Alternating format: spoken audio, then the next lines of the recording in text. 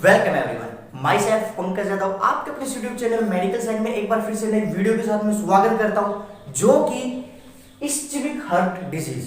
देखो, मैंने आपको कहा था कि 1 जून से डेली एमएसएन की क्लासेस आएंगी और मैं 1 जून से ही शुरू करने की कोशिश की है। और दूसरी बात, बहुत सारे लोगों के मैसेज आए थे कि पहले एमएसएन की क्लासेस कंप्लीट करवा दो, देन उसके बाद में कोई और सब्जेक्ट होगा कंप्लीट। तो मैंने क्या किया है कि एमएसएन स्टार्ट किया है।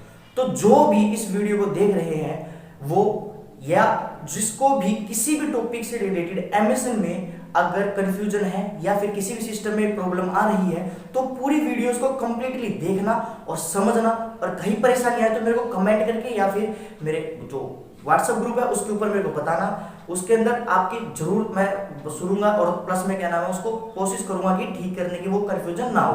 तो बाकी चलिए शुरू करते हैं बिना किसी देरी के। That is ischaemic heart disease क्या होता है। ये कार्डियोवैस्कुलर सिस्टम का सबसे आसान और सबसे फर्स्ट जो टॉपिक शुरू होता है, that is ischaemic heart disease. मैंने इससे पहले हाइपरटेंशन की वीडियो बना रखी है, तो आप नीचे में लिंक दे दूंगा इस वीडियो के अंदर। वो हाइपरटेंशन, इससे पहले एक डिजीज आती है वो कंप्लीट कर चुका हूं। दूसरी डिजीज है which is ischaemic heart disease. अब देखो, ये शुरू करते हैं। सबसे पहले क्या होता है इस्चेमिक हार्ट डिजीज का मतलब क्या हो रहा है, सिर्फ आप खाली मतलब समझिए। वो चीज, वो डिजीज जो इस्चीमिया की वजह से होने वाली, किसके अंदर, हार्ट के अंदर, ठीक है, हार्ट के अंदर इस्चीमिया की वजह से डिजीज होने वाली नाम है इस्चेमिक हार्ट डिजीज। तो there are mainly 3 ischemic heart disease होती है, ठीक है, 3 इस्चेमिक हार्ट डिजीज होती है, विच आर हार्ट, ठीक है, हार्ट डिजीज विच आर, सबसे पहले कैड यानी कि कोरोनरी आर्टरी डिजीज, कैड कहते हैं। देन उसके बाद में एंजाइना पेक्टोरिस। एंजाइना पेक्टोरिस भी एक one of the most important, most common disease which is mainly occurring to cardiovascular system. The second and the third one which is myocardial infarction, और प्यार से हम इसको MI कह देते हैं, नाम है इसका myocardial infarction, ठीक है। तो ये चीज याद रखना है। अब इसके सिर्फ मतलब पे समझिए, यानी कि इस्चीमिया हो जाना, कहने का मतलब ये है कि अगर ये टिश्यू है, यहाँ पे oxygen blood supply proper amount के अंदर हो रही है, then the tissue is very good in all around kind of characteristics जो इसको होते हैं, व्हिच इज सब कुछ नॉर्मल रहेगा। देन उसके बाद में अगर किसी भी कारण की वजह से, किसी भी इटियोलॉजी की वजह से अगर इस टिश्यू के अंदर कम परफ्यूजन होता है, प्रॉपर तरीके से अमाउंट सप्लाई नहीं होती है, तो वहां पे हमेशा हाइपोक्सिया होगा। हाइपोक्सिया अगर लंबे समय तक रह जाएगा तो इस्चीमिया हो जाएगा। इस्चीमिया लंबे समय तक रह जाएगा तो नेक्रोसिस हो जाएगा, और नेक्रोसिस हो जाएगा तो लास्ट में जो डिजीज होगी, जो कंडीशन होगी, दैट इज गैंग्रीन हो जाएगा। तो ये थी टिश्यू की बात, ठीक है, वो भी पेरिफेरल गैंग्रीन। अब मान के चलिए कैड यानी कि कोरोनरी आर्टरी डिजीज। देखो, पूरी बॉडी को सप्लाई करने वाली आर्टरीज और वेन्स होती है, सप्लाई लेके आने वाली और भेजने वाली, सभी को खून की जरूरत पड़ती है। अब क्या होता है कि जो खुद हार्ट होता है वो सप्लाई करता है सभी को। अब खुद को हट के जो आर्टरी होती है, that is coronary artery. Coronary artery के अंदर किसी भी पर्टिकुलर तरीके से डैमेज हो जाए या फिर प्रॉपर तरीके से कोई ऑब्स्ट्रक्शन आ जाए, तो उसकी वजह से प्रॉपर तरीके से सप्लाई नहीं हो पाती है, due to which lead to the CAD. और जब वो कैड लंबे समय तक रह जाएगा, उसके बाद में क्या होगा, एंजाइना पेक्टोरिस होगी। क्योंकि जब क्या होता है कि इस्चीमिया लंबे समय तक रहेगा, हाइपोक्सिया होगा, हाइपोक्सिया के बाद में इस्चीमिया होगा हार्ट के मायोकार्डियम लेयर के अंदर, देन उसकी वजह से क्या होगा, एंजाइना पेक्टोरिस होगा। Angina pectoris is just tell about the pain which is due to the ischemia, and then उसके बाद में अगर इस एंजाइना पेक्टोरिस को भी ट्रीट नहीं किया गया, देन उसके बाद में मायोकार्डियल इन्फार्क्शन होता है।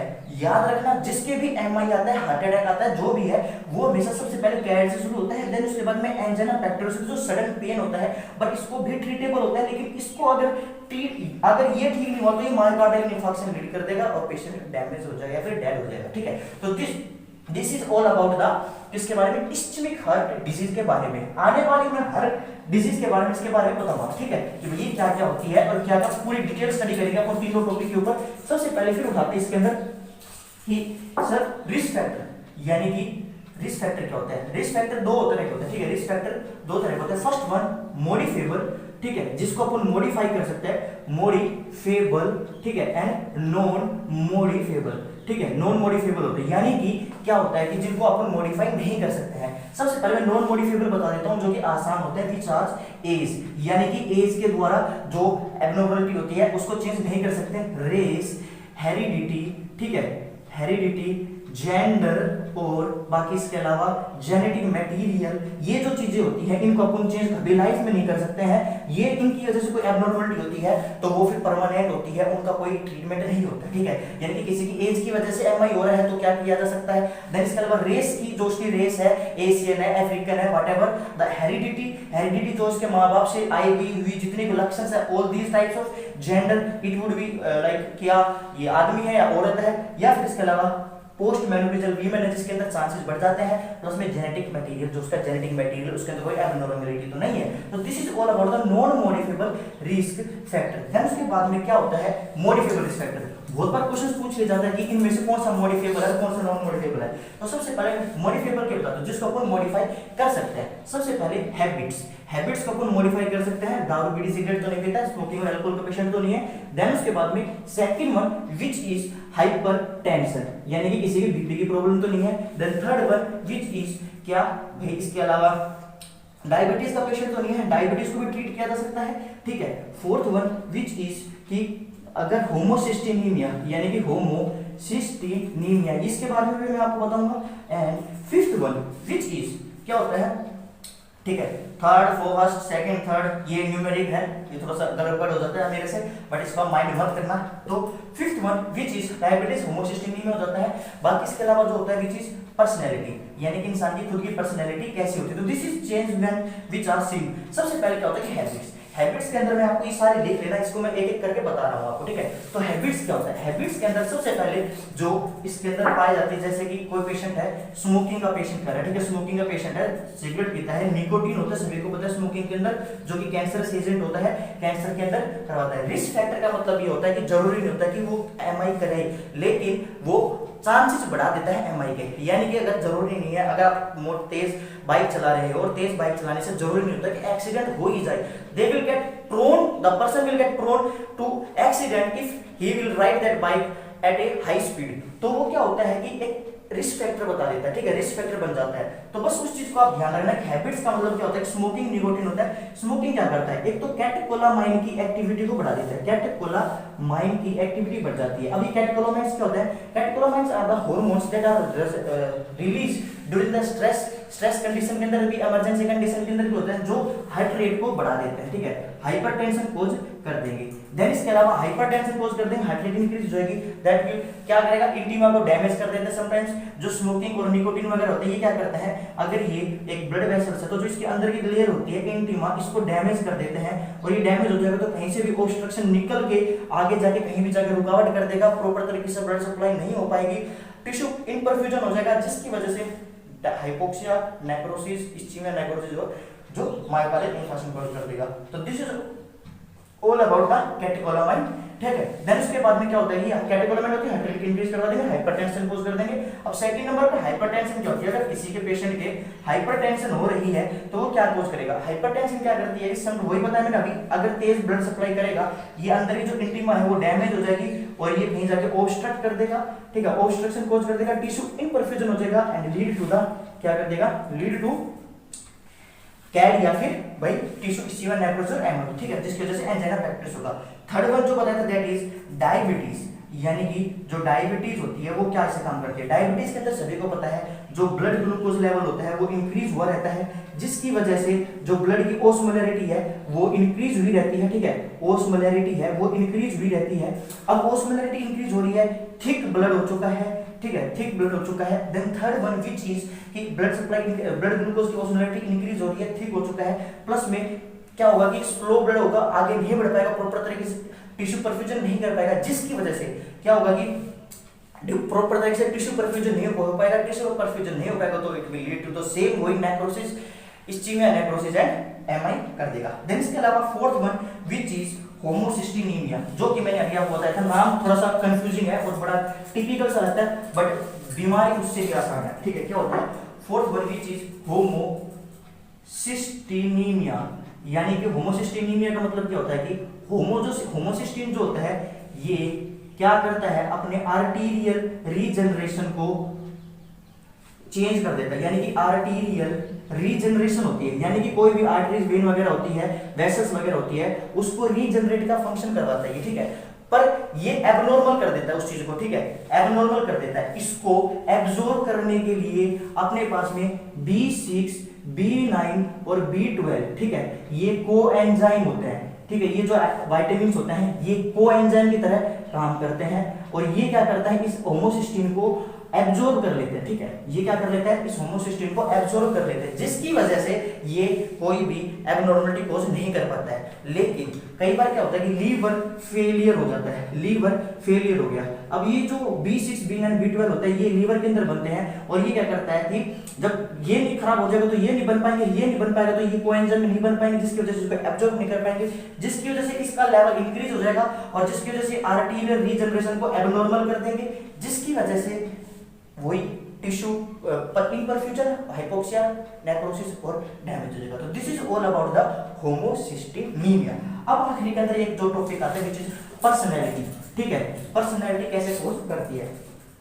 Fifth one which is personality, यानी कि पर्सनैलिटी कैसे इसको अफेक्ट कर सकती है। ऑब्वियस सी बात है, कोई पर्सन एंगर है, एम्बिशियस है, ठीक है, एंगर रहता है, 24 घंटे गुस्से में रहता है, एम्बिशियस रहते हैं, एम्बिशियस यानी कि बस उम्मीद लगाए रखता है, ये है वो है, बाकी अगर नहीं होते तो फिर गुस्सा आता है, सेम एम्बिशियस है, एंगर है, एग्रेसिव है, यानी कि एग्रेसिव है यानी कि हमेशा बड़े ही जल्दी में गुस्से में आ जाता है। उसकी वजह से क्या होता है कि उसके अंदर जो हार्मोन्स का लेवल होता है वो हमेशा, कोर्टिसोल का लेवल होता है वो हमेशा इंक्रीज रहता है और कोर्टिसोल लेवल क्या करता है सर, हार्ट रेट को इंक्रीज कर देता है, ठीक है। एंजाइटी होगी तो ऑब्वियस बात है दिल की धड़कन तो बढ़ेगी भाई, टेंशन होगी, चिंता होगी, स्ट्रेस होगी तो उस टाइम पे दिल की धड़कन तो बढ़ेगी, हार्ट रेट इंक्रीज होगी तो हाइपरटेंशन होगा और हाइपरटेंशन होगा तो क्या करेगा, वही सेम कि भाई ऑब्स्ट्रक्शन कोज कर सकता है, टिश्यू इंटीमा डैमेज हो जाएगी अंदर की, लंबे समय तक स्ट्रेस रहेगी तो एंजाइटी रहेगी, तो जनरलाइज्ड एंजाइटी डिसऑर्डर जिसे कहते हैं, 6 महीने से ज्यादा तक जो एंजाइटी रह जाती है किसी भी कारण की वजह से, तो वो जो क्या होगा कि भाई इंक्रीज हो जाएगी और उस इंक्रीज होने की वजह से जो डैमेज पाया जाता है उस डैमेज को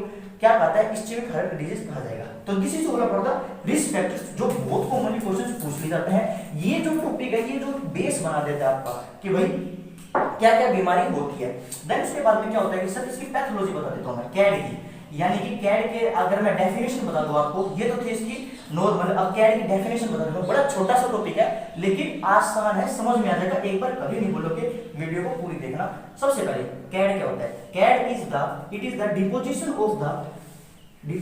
of the lipid into the coronary artery, ठीक है, कोरोनरी आर्टरी के अंदर लिपिड की, कोरोनरी आर्टरी एबनॉर्मल डिपोजिशन हो जाना। अब मान के चलिए आप ये बोलोगे कि सर पूरी बॉडी में खाली कोरोनरी आर्टरी में लिपिड क्यों डिपॉजिट हो रहा है, डिपॉजिट बहुत जगह और भी होता है, लेकिन जो अपना हार्ट होता है वो कभी भी ग्लूकोज के ऊपर काम नहीं करता है, कभी भी कार्बोहाइड्रेट्स के ऊपर काम नहीं करता है, वो जो अपनी एनर्जी निकालता है, जो एनर्जी लेता है वो हमेशा फैट से लेता है। याद रखना, बहुत कॉमन और बहुत इंपॉर्टेंट पॉइंट बता रहा हूं। जो अपना हार्ट होता है वो हमेशा हार्ट को कहां से लेता है, फैट से एनर्जी लेता है, और जो दिमाग होता है, ब्रेन होता है, वो भी हमेशा फैटी एसिड से लेता है। इसका मतलब ये होता है कि अगर आप 20 दिन तक 40 दिन तक आप खाना नहीं खाओगे तो इसका मतलब ये नहीं है कि आपका दिल काम करना बंद कर देगा क्योंकि उसको इनसफिशिएंट ग्लूकोज नहीं पहुंच रहा है, ठीक है। तो वो ग्लूकोज नहीं पहुंच रहा उसकी वजह से नहीं, क्योंकि वो हमेशा फैट के ऊपर काम करता है, फैट तो रहता ही है, तो फैट की वजह से इसके अंदर थोड़ा सा ज्यादा उसका जो फैट्स का मोबिलिटी होती है ड्यूरिंग द साइड में हार्ट के पास में, तो उसकी वजह से ये पाई जाती है कोरोनरी आर्टरी, ठीक है। तो कोरोनरी आर्टरी के अंदर ये हो गया। देन इसके बाद में अगर मैं इसकी पैथोलॉजी बता दूं आपको कि भाई कैसी होती है ये, तो कैड डिपॉजिट होगा, ऑब्वियस सी बात है कोरोनरी आर्टरी के अंदर होगा। कोरोनरी आर्टरी की वजह से क्या होगा, कैड के अंदर भी एलडीएल का लेवल इंक्रीज होता है, एचडीएल का लेवल डिक्रीज होता है। एलडीएल मतलब कि एलडीएल नुकसानदायक होता है और जो एचडीएल होता है वो फायदेमंद होता है, अच्छा होता है, ठीक है। और ट्राइग्लिसराइड का लेवल भी इंक्रीज हो जाएगा।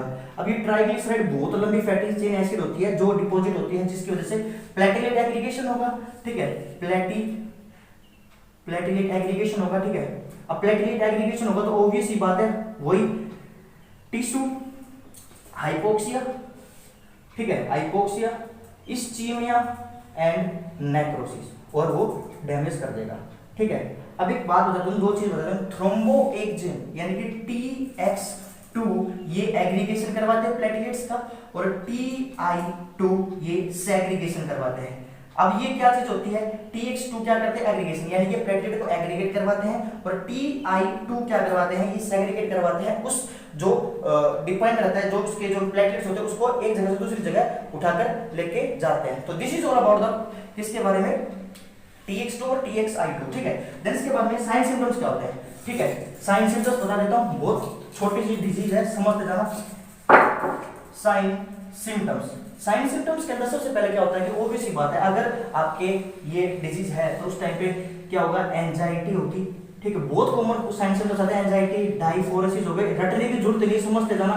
देखो चिंता को ले लेना अपने पास में, अगर जिस इंसान की चिंता होगी तो डाइफोरेसिस होगा, पसीने बार बार आएंगे, एनेक्जियस रहेगा, ठीक है, एनेक्जियस रहेगा, हार्ट रेट इंक्रीज रहेगी, ठीक है, पाल्पिटेशन होगा, भाई दिल की धड़कन इंक्रीज होगी तो पाल्पिटेशन तो इस बात होगी, रेस्टलेसनेस रहेगा, ठीक है। तो this is all about the, और बाकी चेस्ट पेन वगैरह भी हो सकता है। देन डायग्नोसिस के अंदर, सर डायग्नोसिस के अंदर तो कुछ नहीं होता है, बस खाली ईसीजी वगैरह किया जा सकता है, फिजिकल एग्जामिनेशन, हिस्ट्री कलेक्शन, और बाकी इसके अलावा ट्रेडमिल टेस्ट होता है वो किया जा सकता है, प्लस में इसके अलावा जितने भी और एंजियोग्राफी वगैरह किया जा सकता है, ठीक है। ये सारी टेस्ट इसके अंदर की जा सकती है। और बाकी मैनेजमेंट के अंदर क्या दिया जाएगा, अब बात आ जाती है यहाँ पे। मैनेजमेंट के अंदर सबसे पहले कैल्शियम चैनल ब्लॉकर दिए जा सकते हैं, ठीक है। कैल्शियम चैनल ब्लॉकर क्या कर देते हैं, हार्ट रेट की इंक्रीज कर देता है, डिक्रीज कर देता है हार्ट रेट को, ठीक है, यानी कैल्शियम चैनल को ब्लॉक कर देता है, जिसकी वजह से जैसे निफिडिपिन हो गया, निफिडिपिन हो गया, और निफिडिपिन मंगा लो, या फिर छोड़ो निफिडिपिन ले लें। देन इसके अलावा सेकंड नंबर पे कैल्शियम चैनल ब्लॉकर है एटिरियोवेस्टिटिन हो गया, ठीक है, एटिरियोवेस्टिटिन होता है, और रोवावेस्टिटिन होता है। ये क्या करता है, ये एंटी लिपिडेमिक एजेंट होते हैं, एंटी लिपिडेमिक एजेंट होते हैं, ठीक है। तो this is all about the इसके मैनेजमेंट के बारे में, इसके बारे में ये था मेडिकल मैनेजमेंट। और सर्जिकल मैनेजमेंट के अंदर परक्यूटेनियस ट्रांस कोरोनरी एंजियोग्राफी कर सकते हैं, या फिर CABG यानी कि कोरोनरी आर्टरी बाईपास ग्राफ्टी, यानी कि PTCA यानी कि कोरोनरी एंजियोग्राफी करके, यानी कि जहां भी अगर मान के चलिए अगर ये कोरोनरी आर्टरी है और यहाँ पे बैलून लगा दिया जा सकता है, या फिर जो छल्ले डलते हैं वो छल्ले लगाए जा सकते हैं, या फिर लेजर के द्वारा उस एथेरोमा को कट किया जा सकता है। तो ये तो सर्जिकल PTCA होती है। और CABG के अंदर मान के चलिए अगर यहाँ पे ऑब्स्ट्रक्शन हो रहा है और ये कोरोनरी आर्टरी है, तो यहाँ से एक बाईपास बना दिया जाता है, तो जिसकी वजह से क्या होता है कि ये जो खून होता है यहाँ से लेके यहाँ तक सप्लाई करने लग जाता है, और ये ऐसे कैसे इंटैक्ट रहता है और ये बाईपास बनाता है। तो दिस इज द CABG। तो this is all about the ischemic heart disease which is the first topic of our cardiovascular system. तो ये था पूरा इसके बारे में। आई होप आपने ये वीडियो यहाँ तक देखी होगी। अगर किसी टाइप का किसी कंफ्यूजन होता है तो आप मेरे को कमेंट करके जरूर बताना, और मेरे इंस्टा पे आप फॉलो कर सकते हो। और यहाँ पे आपने वीडियो देखी है यहाँ तक तो लाइक जरूर करके जाना, चैनल पे नए हो तो सब्सक्राइब करके जाना। ये चैनल आपका ही है, किसी न किसी एग्जाम में आपकी हेल्प हो। बाकी मिलते हैं अपनी नेक्स्ट वीडियो के अंदर। टिल देन सभी भाइयों को नमस्कार।